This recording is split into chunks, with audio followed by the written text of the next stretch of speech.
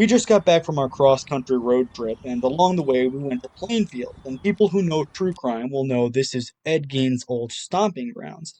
That's Bernice Worden's grave, and the second red circle is the Ed Gein family plot. In fact, we're zooming out from Worden's family plot right now to see the Gein family plot, and you'll notice that people like stealing dirt from Ed Gein's grave.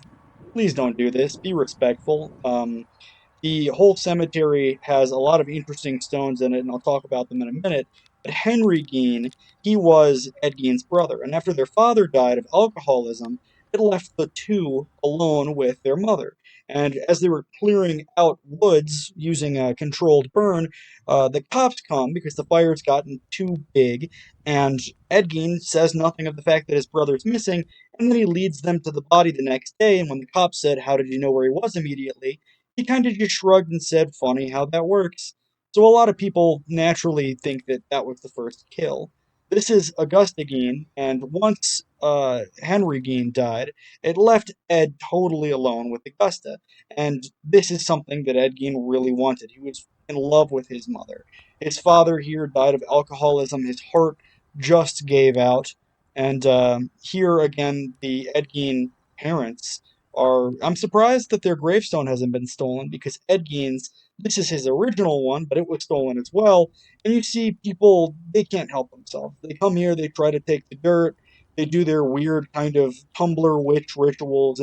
It's also silly. Don't disturb graves. He was a Christian, just like anybody else. Leave him be. And before I go, I should note that somewhere in this cemetery, the location has been lost for obvious reasons, but police placed a box containing all of the remains that were found in Ed Gein's house, finally giving them a decent burial. And, I mean, of course, the location is hidden because souvenir hunters can be pretty awful people. You can see what they did taking dirt from Ed Gein's grave. Let the man rest in peace. And this red circle is Bernice Worden's grave. Basically, it's unusual because Ed Gein was not a killer per se. It wasn't his MO. He was a sort of grave defacer, a grave digger. And the fact that he killed two people, possibly his brother, and possibly others around town, is very mysterious. A lot of people still argue over it. Bernice was killed in the town of Plainfield, actually in pretty much broad daylight. I'll go over in detail how this happened in the next video as we drive into town. In mid-November 1957, Ed Gein walked into the grocery store behind me and saw Bernice Worden. And from her, he ordered a bottle of antifreeze. And as she went to pick it up, she noticed a car outside and said, "I don't like those kind of cars." And Ed Gein claims that his gun, as he was fiddling with it, spontaneously discharged and shot her in the back of the head. And not wanting to let a good situation go to waste, he picked up her body, drove it back to his house, and her head would be found in a brown paper bag years later.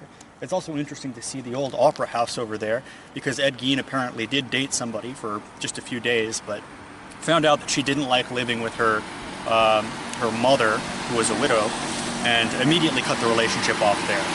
So an interesting snapshot of the late 1950s here in Plainfield. We're going to the Spiritland Cemetery. And I think it's interesting because even though Ed Gein is widely portrayed as kind of like a dopey, backwards farmer, he plays the part. He looks it. He really was very well read, and he would read these books about people and princes in Europe trying to resuscitate the dead by these weird, bizarre rituals, and this was one of the cemeteries he used. And this is the infamous Spiritland Cemetery, one of the several around town that Ed Gein robbed and tried to bring the bodies back to life. And actually, surprisingly, there are quite a few Civil War veterans buried in this cemetery. And just looking around, I'm finding some graves that would be from the period that Ed Gein was active. And before we leave Plainfield, Wisconsin, I wanted to go over some of the other mysterious murders and disappearances that happened around him. And again, I don't think that these can be attributed to him, but when you take a look at the fact that he only openly claimed that he murdered one person, and he said that the other murder that is provable he did it, that he committed, that was done in a haze, and then people question his brother, it might be that he was more of a serial killer than people have been led to believe by looking at the history. Georgia Weckler was age 8 and she just went missing around the same area at the same time. And Evelyn Hartley, age 15, was abducted while babysitting and was never seen again. Now, some parts of a 15-year-old were found in Ed Gein's house, but this was never really investigated. And I think it's very unusual because they said that he was only into older women. And mostly they just didn't want to open up the can of worms that would come from this. This all happened in the same small area of rural Wisconsin, and when two deer hunters named Victor Travis and Ray Burgess went missing, a lot of questions were raised as well. I mean, a lot of these murders happened around the time that deer hunting season was active. That was at least Bernice Warden. So, this is a big mystery to this Turn right day, onto as East well Main as Street. did he kill his brother or not?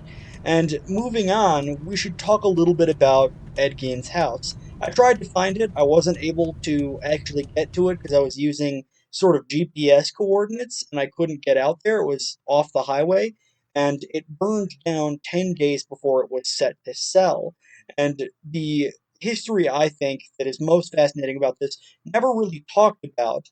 The house burned down, and the fire chief said, don't give it a priority. The fire chief just so happens to be the son of Bernice Warden, who was shot by Ed Gein. So it's pretty obvious that his house was burned down so it wouldn't turn into a morbid tourist attraction. And this is exactly what happened with Ed Gein's car.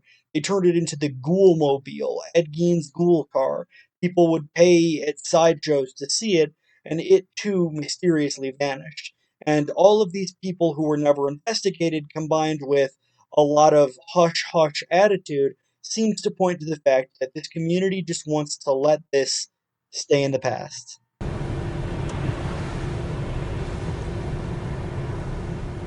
Turn left onto South Main Street, then your destination will be on the left.